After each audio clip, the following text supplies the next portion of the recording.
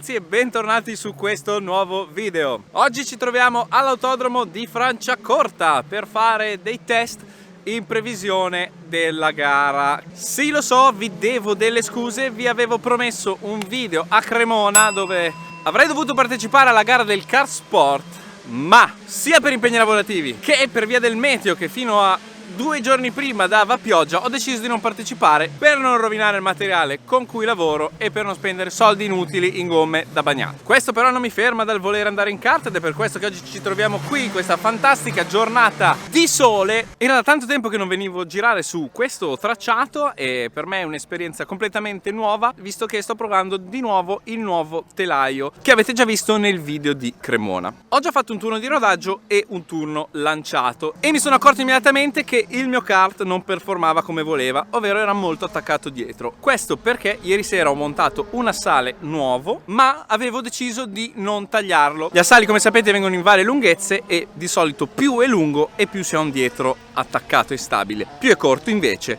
e più si ha scorrevolezza. Questo in parole molto povere. Quindi adesso lo sto tagliando e dopo mi butterò subito in pista. Questo sarà un formato nuovo dei miei video, un formato in cui mi concentrerò di più sulla guida e sugli onboard, visto che ho fatto anche un sondaggio su Instagram dove mi avete chiesto di eliminare sostanzialmente tutta la parte musicale con le riprese, che è anche molto dispendiosa in termini di tempo da realizzare quando si è su un tracciato, e di fare più onboard e più vlog. Quindi, siccome questi video li faccio per voi, vi accontento. Però, se voi che state guardando e non mi seguite su Instagram non avete espresso la propria opinione, vi prego di farlo qui nella sezione dei commenti.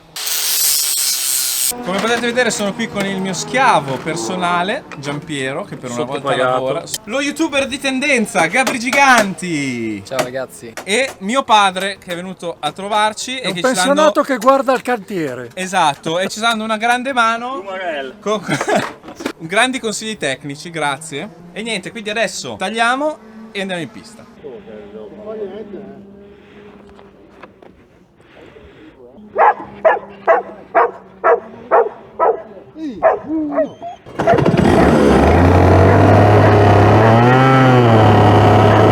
Allora, le cose sono andate così.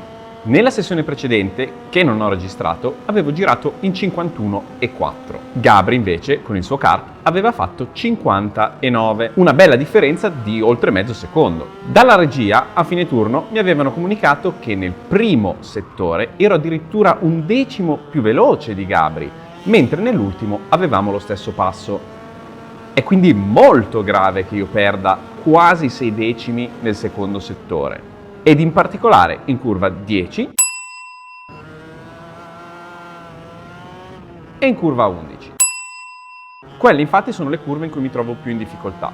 Me ne rendo proprio conto anche alla guida. Decido quindi di sfruttare questo turno e seguire Gabri per cercare di migliorare proprio questo settore.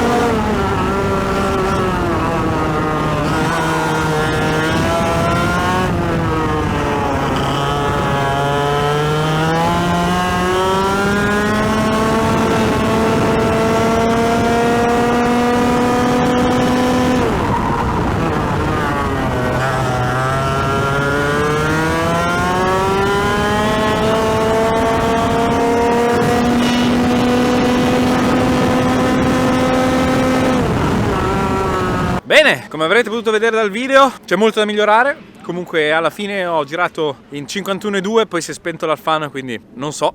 Comunque sarò sul 51 basso, 51,1, 51,0, 51,2. Chi lo sa? Il problema principale del kart adesso, anche avendo tagliato la sale, rimane sempre un pochettino incollato dietro, specialmente in uscita. Ho provato onestamente a dare gas prima, ma comunque tende ad attaccare, specialmente nella curva dopo la quadra, che vi faccio vedere qua nella mappa. Cerca un po' di spingermi davanti, non riesco a farlo ruotare. Ho anche qualche problemino di motore, nel senso che quello che ho rodato non va fortissimo come quello che è su, ad esempio Gabri. Me ne sono accorto sia io sul kart che poi il team da fuori, che effettivamente ha qualcosina in più. Comunque Gabri è riuscito a girare in 55, 56.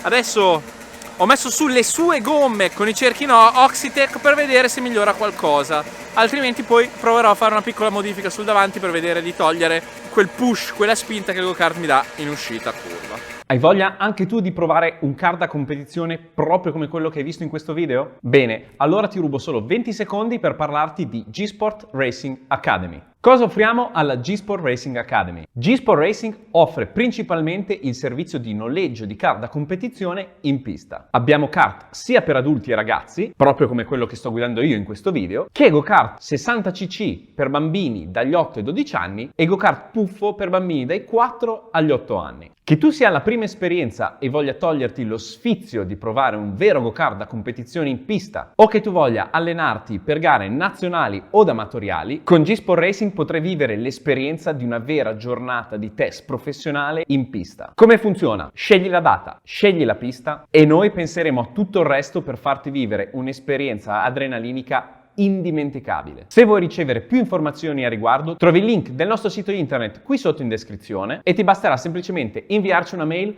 un WhatsApp o farci un colpo di telefono per organizzare la tua giornata in pista.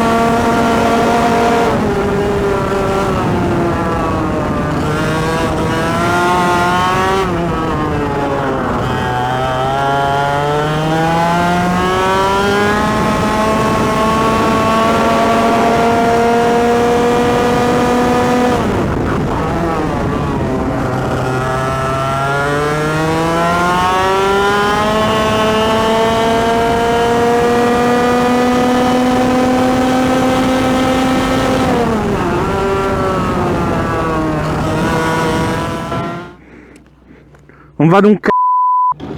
1,5. Però è più alta di prima o sbaglio? Sì. Sì, ma sono troppo lungo, 5,2. Ma sto motore qua non va bene. Dai, scusa, adesso facciamo un po' di battaglia. Ma che mi vuoi battagliare? Io ti... No, va bene. Guarda che va bene, scusami. Hai un motore delicato, delle gomme che sono peggio. Ma tu giravi con un secondo più forte. Allora, considerando che è Tremont, con gli Oxitec è molto migliorata la situazione, il kart è molto più scorrevole, ma il tempo è rimasto lo stesso se non un pelino più alto, però il kart l'ho sentito meglio. Rimane il problema del motore, che non ho voglia di cambiare, quindi ho semplicemente accorciato il rapporto e vediamo se riesco a uscire da queste benedette curve perché avevo proprio i giri bassi. Quindi adesso salgo sul go-kart. Ultimo turno, guardatelo con me e scrivetemi qua sotto cosa ne pensate. Vai. Devi spippolare. Ce la fai tu? No, aspetta. No, fai- Non partire. Muovilo, muovilo. Muovilo, prima è andato. Tiragli un colpo. Ma sti c***o di motorini. Basta. Bene, non è un video di Gaba se non si rompe qualcosa, e questo lo sappiamo tutti. Chi è del settore sa molto bene quanto i motorini di avviamento siano una vera rogna. In pratica, il motorino di avviamento ha al suo interno due piccole spazzoline. A cosa servono queste spazzoline? Le spazzoline forniscono la corrente che proviene dalla batteria agli avvolgimenti del motore, che creando poi un campo magnetico fanno girare l'alberino del vostro motorino di avviamento, consentendovi di accendere il vostro go-kart. Visto che i motori da go-kart utilizzano dei motorini di avviamento abbastanza piccoli ed economici, che non sono studiati tra l'altro per sopportare le sollecitazioni e le vibrazioni che si hanno a bordo di un go-kart da competizione, si rompono davvero spesso. Pensate che le avevo cambiate con delle spazzoline nuove solo 2 uscite fa. Molto spesso tra l'altro si dissalda il filo che porta la corrente dal connettore fino alla spazzolina, e a volte, come stiamo provando a fare in questo caso, basta muovere un po' il connettore per fargli trovare il contatto e consentirvi l'avviamento. In questo caso però le spazzoline erano completamente morte e quindi non siamo potuti partire. Quindi se in griglia vedrete gente battere col martello sui motorini di avviamento o provare a muovere il connettore, adesso sapete il perché. Comunque, essendo già le 17, non avevo proprio voglia di mettermi lì a cambiare il motore, anche perché al bar di Franciacorta hanno delle patatine fritte che sono veramente buone e una selezione di birre assurde, e quindi ho deciso di impacchettare il tutto e andarmene. Comunque, nonostante questa ultima rogna, sono molto contento di essere tornato in pista. Sì, la guida va molto migliorata, ma considerando il pochissimo tempo che ho passato personalmente sul go-kart in questo ultimo anno, il fatto che il motore era un po' fiacco, un po' tanto, sono davvero soddisfatto. Il nuovo telaio, sebbene sia molto diverso da quello precedente, mi piace sempre di più e mi ci trovo sempre meglio. Nel prossimissimo futuro ho intenzione di tornare almeno altre 2 volte ad allenarmi su questa pista. Non vi dico il perché, ma devo sicuramente raggiungere l'obiettivo di girare sul 50 basso. È quasi un secondo di differenza, è tanto tempo, ma credo che anche grazie all'aiuto della telemetria riuscirò sicuramente a rosicchiare qualcosina nella prossima uscita. Ah, anzi, se vi può interessare un video sulla telemetria dove comparo i miei dati con quelli di Gabri, cosa che farò comunque per me stesso, fatemelo sapere qua sotto nei commenti, in modo che possiamo vedere insieme da curva a curva quali sono gli step migliorativi che posso fare. Detto ciò, io vi ringrazio per aver guardato questo video, vi ricordo sempre di iscrivervi al canale se non lo aveste ancora fatto, mi dà una grande mano e a voi non costa assolutamente niente, e soprattutto di lasciare like. Non abbiate il dito pigro, su, cliccate, clic clic clic. Noi ci vedremo alla prossima. Ciao ciao ciao ciao ciao ciao.